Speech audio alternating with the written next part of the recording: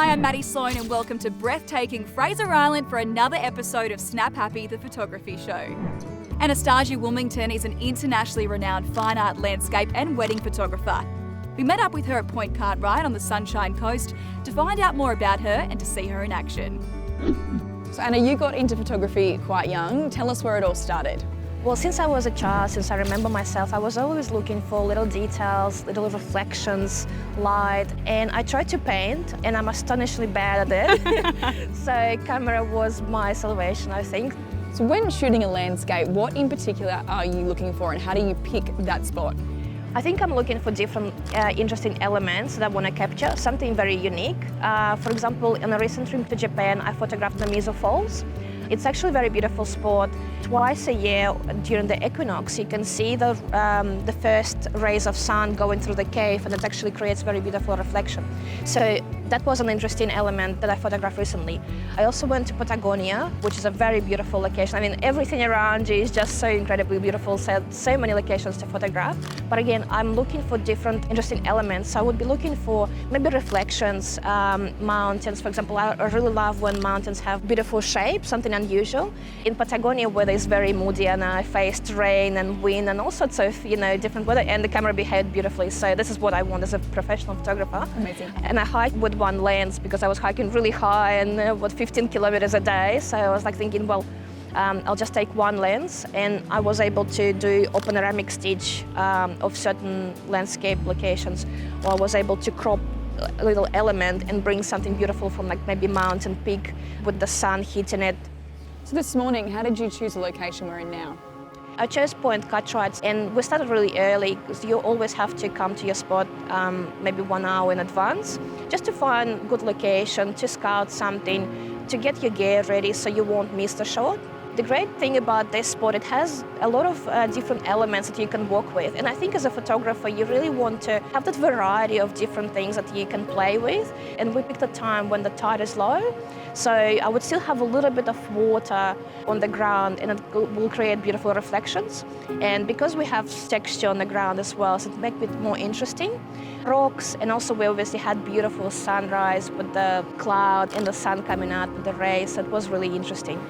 I use Fujifilm GFX. It's a mirrorless medium format system. What I love about it is it produces beautiful, incredibly detailed images. It also has great dynamic range. Other medium format systems, they're quite heavy and they're very moody, which makes it only usable for studio photography. And for any landscape or wedding photography, it's obviously, it's a must to have the gear that is lightweight with a great autofocus as well, which is important. And I noticed you were using a filter, but it's not a usual filter. For this particular morning, I picked a reverse gradiated filter, which is quite unique type of gradiated filter.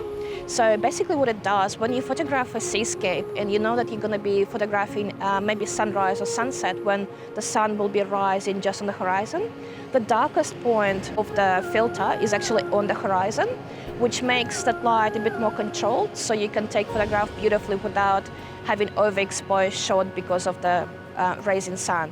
So Anna, you also take gorgeous wedding shots. So how did you transition your landscape photography into your love for wedding? I really enjoyed being with people and obviously connecting with them and creating those beautiful photographs and beautiful memories. I think it means a lot to me to be part of their day and to witness it and capture it for their families for the years to come. And you do it pretty much full time now. Yes. And then landscape on the side. So, yeah. But you're incorporating both of these elements in landscape into your wedding photography. How did that come about? I was thinking, what can I bring a little bit of different element into just your classic wedding photography? So apart from just photographing beautiful portraits, couples pick their venue for a reason because they love the location, like the beach, or they like certain wineries maybe. So there's different locations that they pick for their ceremony or for their reception.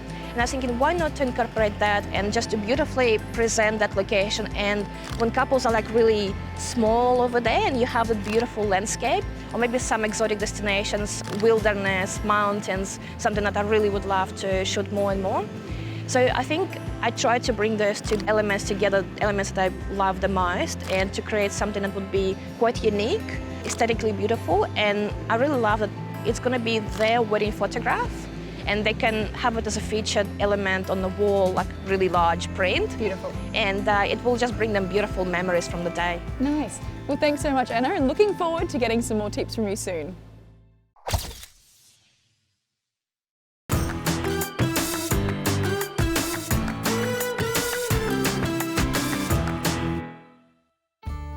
So how cool is this? We're here at Taronga Zoo, Sydney, in the koala enclosure with the koalas. Fantastic opportunity for taking photographs, and challenging light though. We've got backlighting, meaning that when we look up at the koala, we've got bright sky behind us, so that's going to be our challenge. Big trick, try and get something in the background that covers up the bright sky so you don't have a problem afterwards. But when you do, back in post-production, we've got a few little tricks we can show you.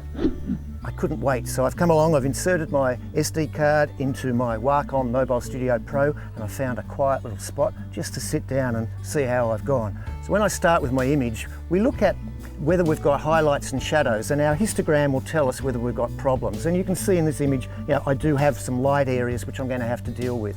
One of the quickest ways of seeing whether we can fix it up is to use the contrast slider. So I'm just going to grab the contrast slider and move it down to the left, which decreases contrast, and sometimes this just brings in a little bit of tonality.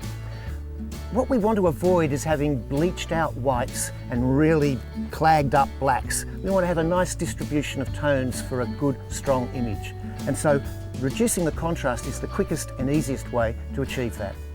If contrast doesn't quite fix it, then we can also look at adjusting the tonality individually. By that I mean lightening up the shadows and darkening down the highlights.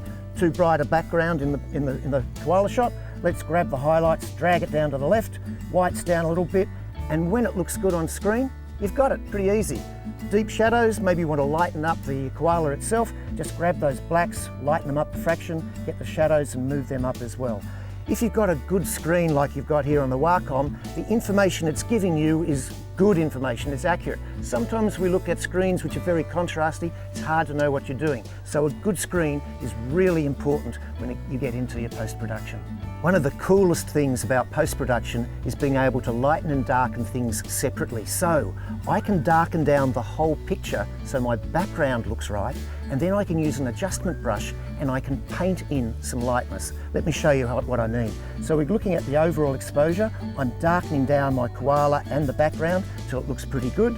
I'm then grabbing my adjustment brush. I make it a nice soft adjustment brush. I lighten up the exposure and then I paint over just the koala bear. And this is why I love the pen. I can just paint over the koala bear, not the background, and I'm lightening up the image and it looks magic. So I hope these tips have been helpful. Remember, photography is 2 steps, capture and post-production. I'm Peter Eastway.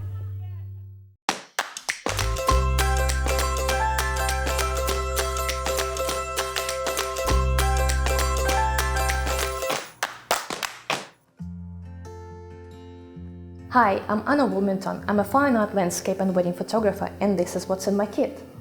So for both landscape and wedding photography, I use this Fujifilm GFX, which is a mirrorless medium format system. I love it for its large sensor that produces very beautiful detailed images and also has a great dynamic range. What's great about this camera is I don't have to carry too many lenses with it. I only have 3 lenses that I use for both landscape and wedding work. So my absolute favorite is 110mm lens, which I can use for both landscape and portraits. It produces beautiful bokeh and also captures very beautifully some of the details for the landscape photography. Another good lens for weddings is 45mm lens, which I use for portraits, like family portraits. The third one is 23mm f4 lens, which is actually amazing for both landscape and weddings. For example, when I want to show a beautiful venue, architecture, or just to have a couple being like really tiny in very beautiful landscape, this is a beautiful lens for that. For landscape work, I have this pano head that I can mount my camera on and obviously do 2-row panos. And I'm using Nisi filter system, so I have quite a few of them for different scenarios. I have a new H1 Fujifilm that I'm using for receptions, for example, when the low light capabilities of the camera are very important. And 250mm lens, which is great also for wildlife, for example, or even for the portraits. Couples relate on your expertise as a wedding photographer. So throughout the years, I developed this first aid survival kit, which is not your usual first aid kit. It has mints, bobby pins, and different things that you might require. And obviously for stressed brides and their parents, I have this emergency chocolate that can fix any problem. I'm Anna Wilmington, and that's what's in my kit.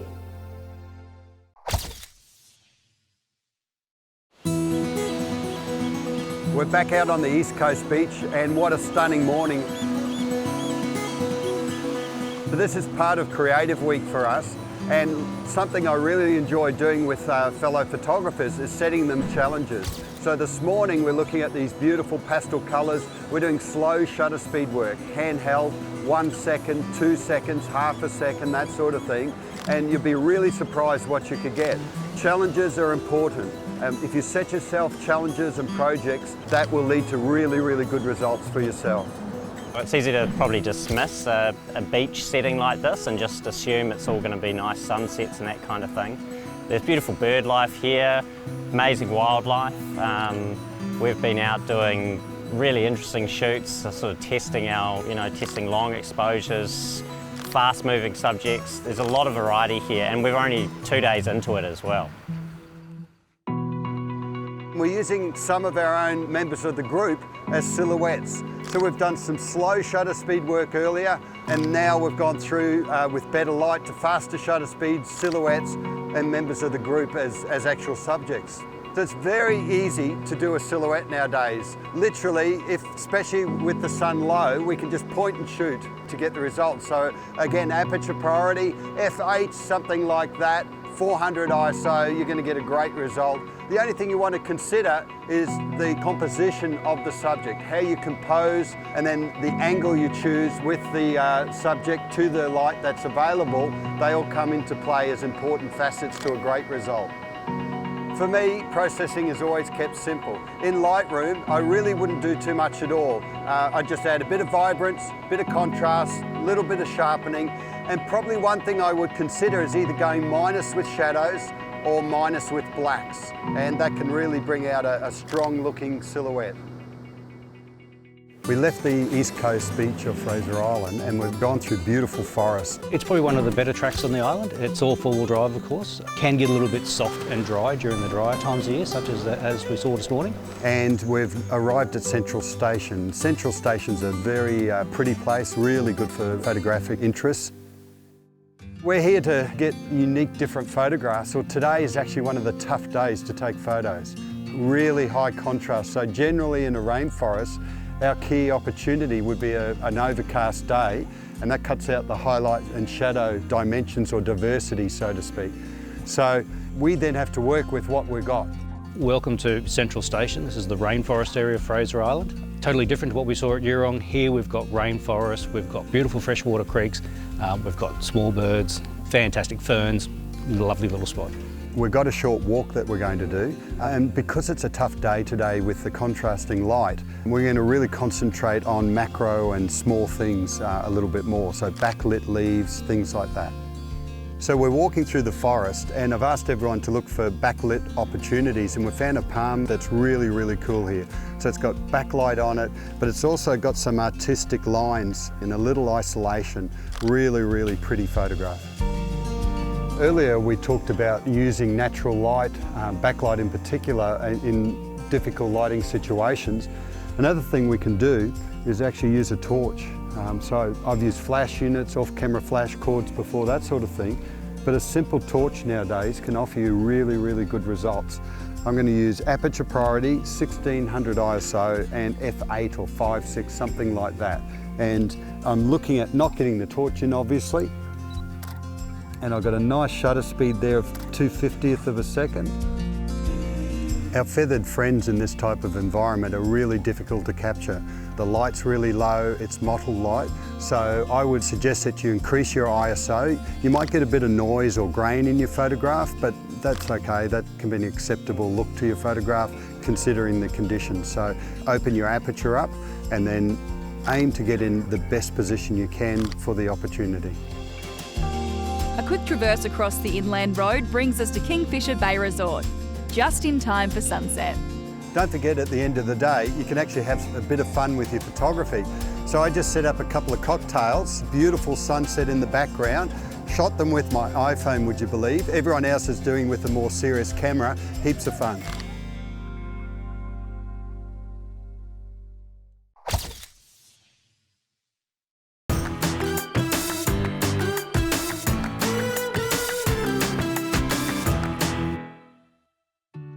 Hi, Peter Eastway here on the foreshores of magnificent Sydney Harbour. We're in the ideal place for capturing some wonderful panoramas, and there are a number of different ways that we can do it.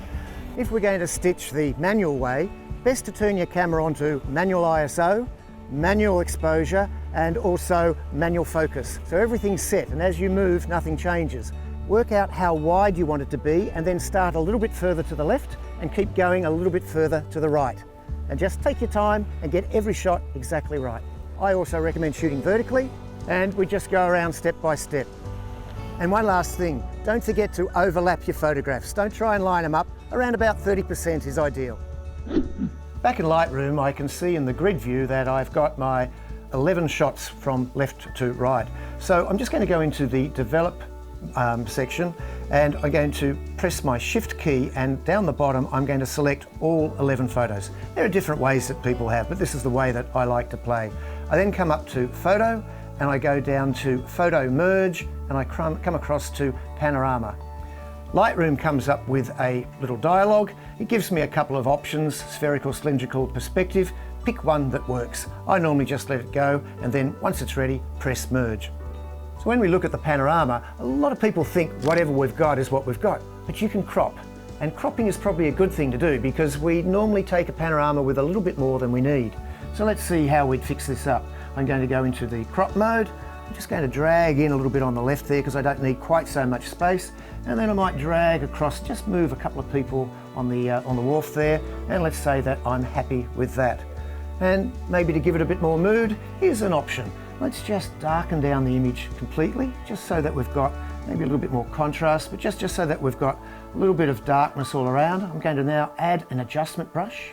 I'm going to make the adjustment brush lighter, and I'm just going to draw a line straight across the middle, and you'll see how that lightens the whole image up. And I can just come down a little bit on the foreground so it's not a completely straight line, and I figure that's looking pretty good. Don't forget, photography is all about capture and post-production. I'm Peter Eastway.